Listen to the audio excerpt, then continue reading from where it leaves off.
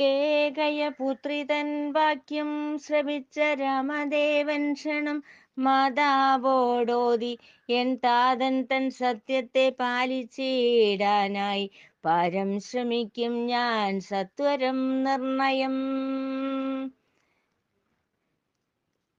N പ്രിയനവരജൻ ഭരതകുമാരനെ നിർണയം അഭിഷേകം ചെയ്യിക്ക വേണം. 7 വർഷം വിപിനവാസത്തിനായി ഈ ക്ഷണം തന്നെ പുറപ്പെടാം ഞാൻ. രാജഭോഗം ക്ഷണഭംഗുരം മമ മാതേ, ഖേദമെനിക്കേതുമില്ലെന്നറിഞ്ഞാലും മാതാവാം നിന്നുടെ വാഞ്ചിതമൊക്കെയും ക്ലേശമില്ലാതെ സാധിച്ചിടും നിർണയം. യുദ്ധം കൈകേയിയോടുര ചെയ്ത രാമൻ തപ്തഹൃദയനായി ചാഞ്ചല്യം പൂണ്ട് മെത്ത വെടിഞ്ഞു കിടന്ന അരജനെ സദ്യുക്തികൾ കൊണ്ടു ആശ്വസിപ്പിച്ചു. തൻ പെറ്റ മാതാവാം കൗസല്യയോട് പക്വതയോടെ കാര്യമറിയിക്കാൻ യുക്തനായ രാമൻ ഗമിച്ചാൻ അതിദ്രുതം. എത്രയും വേഗം തത്ര എത്താനായി കന്ദർപ്പസുന്ദരനാകും ശ്രീരാമൻ കൗസല്യാദേവി തൻ ചാരത്തണഞ്ഞ് മന്ദേതരം ചൊല്ലി കൈകേയി മാതാവിനന്തരംഗത്തിലെ അഭിലാഷങ്ങൾ. ശ്രീരാമനുര ചെയ്ത വാക്കുകൾ കേട്ട് വേബധൂ പൂണ്ട കൗസല്യാദേവി ദേഹാഭിമാനം വെടിഞ്ഞ് ത്രപാഹീനം രോദനം ചെയ്തങ്ങൂഴിയിൽ വീണു. കൗസല്യാമാതാവിനാകുലഭാവത്തിൻ മൂലമറിഞ്ഞ സൗമിത്രി ലക്ഷ്മണൻ വിദ്വേഷം പൂണ്ടങ്ങൗദ്ധത്യമാർന്ന് വൈശ്യാനരനെ പോൽ ജ്വലിച്ചു നിന്നു. എൻ താതനെയും മറ്റു മാറ്റാന്മാരെയും ബന്ധിക്കും നിർണയം കാരാഗ്രഹം തന്നിൽ. എൻ ഭ്രാതാവാം രാമൻ അഭിഷേകം ചെയ്യണം, ത്രാണി എനിക്കതിനായുണ്ട് നിർണയം. ലക്ഷ്മണ സാന്ത്വനം.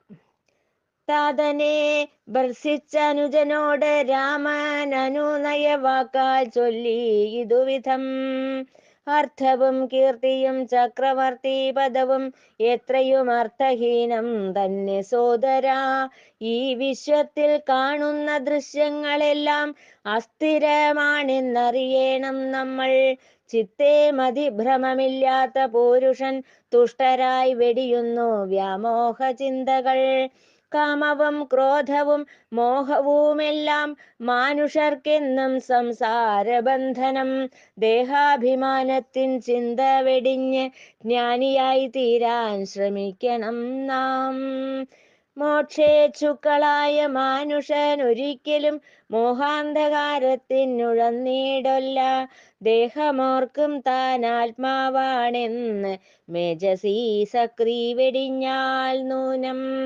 പാരാവാരം പോലെ പ്രക്ഷുബ്ധരാകാൻ വേണ്ട സമയം മാനവനൊരിക്കലും നീരൊഴുക്ക് പോലെ ശാന്തമായി തീരണം. നീരജ നേത്ര നിൻ മനസം നിർണയം. യുക്തിസഹമായ ചിന്തയിൽ പൂണ്ടാൽ വ്യക്തമാകും നാം ഏവർക്കും നിശ്ചയം. വൃദ്ധപിതാവിന്റെ വാക്കുകളൊന്നും വ്യർത്ഥമായതല്ലെന്നറിക നീ സോദരാ. ദുഷ്ടബുദ്ധികളായ യാതുദാനന്മാരെ നിഷ്കരുണം കൊന്നൊടുക്കണമെന്ന് മമ കർത്തവ്യം പാലിക്കാൻ കാന്താരവാസം എത്രയും വേണ്ടതെന്നറിക നീ സോദരാ. ജന്മജന്മാന്തരെ വിധിച്ച കർമ്മങ്ങളെ ബ്രഹ്മമെന്ന് ചിന്തിച്ച് ചെയ്യുക വേണം. കർമ്മഫലങ്ങളിൽ കാംക്ഷയില്ലാതെ നിർമ്മല ചിത്തരായി തീരേണം നാം. ആശകളെല്ലാം പാശങ്ങളായി ആത്മാവിനെ എന്നും ബന്ധിച്ചു നിർത്തുന്നു. ആശയും ദ്വേഷവും പാടെ വെടിഞ്ഞ് ആത്മാവിൻ സൗഖ്യത്തെ പാലിക്കേണം നാം. തത്വാർത്ഥമായുള്ള കാര്യങ്ങളെല്ലാം നിസ്തർക്കം സൗമിത്രി കേട്ട ശേഷം അസ്ഥിരമായുള്ള ജീവിതചര്യ തന്നർത്ഥം ഗ്രഹിച്ചവൻ ശാന്തി പൂണ്ടു. രഘുപതി രാഘവൻ പിന്നെ തൻ തായയോടനുവാദം ചോദിച്ച നടവി ഗമിക്കാനായി 14 വത്സരം വേഗേന തീരുമെന്നുര ചെയ്ത് തായയെ സാന്ത്വനിപ്പിച്ചു. ഗഗനത്തിൽ വാഴുന്ന ദേവകളെയെല്ലാം മനതാരിൽ ഭക്തിയാൽ കീർത്തിച്ചും കൊണ്ട് തൻ തനയനാം രാമനെ ഗാഠം പുണർന്ന് അനുവാദമേകി കൗസല്യാദേവി.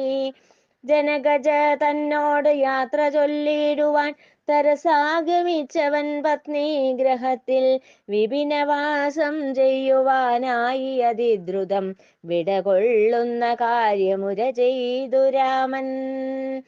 രാമൻ തന്നോക്തി ശ്രവിച്ച വൈദേഹി കാണായി കാഞ്ഞിരം ഭക്ഷിച്ച പോലെ ആമയം പൂണ്ടവൾ നേത്രാമ്പു തൂവി കാന്തനോടർത്ഥിച്ചു സഹചാരിണിയാക്കാൻ. പാമ്പും കരടിയും ചെന്നായയും മറ്റു മർത്യഭോജികളും തിങ്ങും വനങ്ങളിൽ പാദചാരേണ ഗമിക്കുവാൻ പോലും നാരീജനങ്ങൾക്കാവതില്യോമലേ. ഇത്തം ശ്രീരാമൻ തന്നോക്തികൾ കേട്ട് തപ്തഹൃദയയായി തീർന്നെങ്കിലും ദേവി ഭർത്താവിൻ്റെ കൂടെ ഗമിക്കുവാനായി വത്കലധാരിണിയായി നിലകൊണ്ടു.